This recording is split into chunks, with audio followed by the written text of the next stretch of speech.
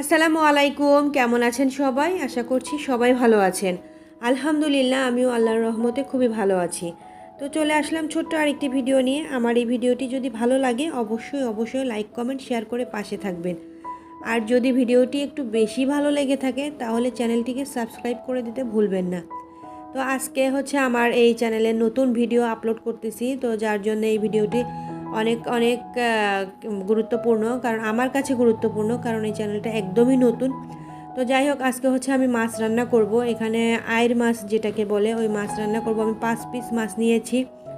আর প্রথমে আমি ফ্রাই প্যানের ভিতরে তেল দিয়ে সামান্য পরিমাণে পেঁয়াজ দিয়ে দিয়েছি। আর পেঁয়াজগুলো হালকা বাদামি হয়ে গেলে এর ভেতরে আদা রসুন বাটা দিয়ে দিলাম। আর তারপরে একে একে সব মশলাগুলো, হলুদের গুঁড়া, মরিচের গুঁড়া, ধনিয়ার গুঁড়া, জিরার গুঁড়া দিয়ে একটু ভালোভাবে কষিয়ে নেব।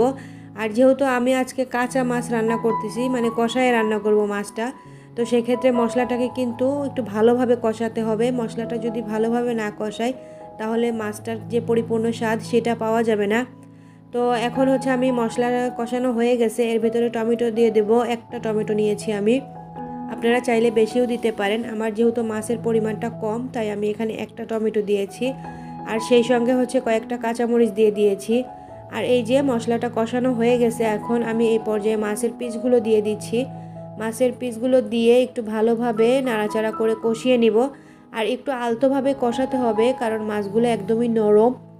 তো যাই হোক, আমার প্রচণ্ড পরিমাণে ঠান্ডা লেগেছে, যার জন্য আমার ভয়েসটা এরকম শোনা যাচ্ছে। আপনারা কেউ কিছু মনে করবেন না। তো এই তো আমার মাছ কিন্তু কষানো হয়ে গেছে প্রায়। এখন আমি একটু উল্টে পাল্টে নাড়াচাড়া করে দেব। আর এই মাছটা রান্না করতে তেমন কিন্তু সময় লাগে না, তো একদমই অল্প সময়ে এই মাছটা রান্না করা হয়।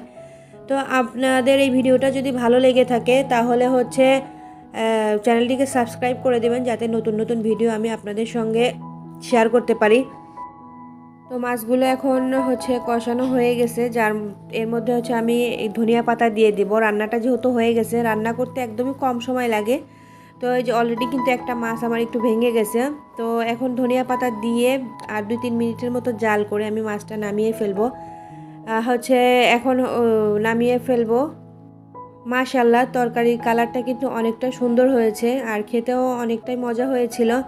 আপনারাও এভাবে ট্রাই করবেন। আর এই মাছটা রান্না একদমই সহজ। তো যাই হোক, এই যে অলরেডি আমার মাছটা কমপ্লিট হয়ে গেছে, এখন আমি এটা সার্ভ করে ফেলতেছি।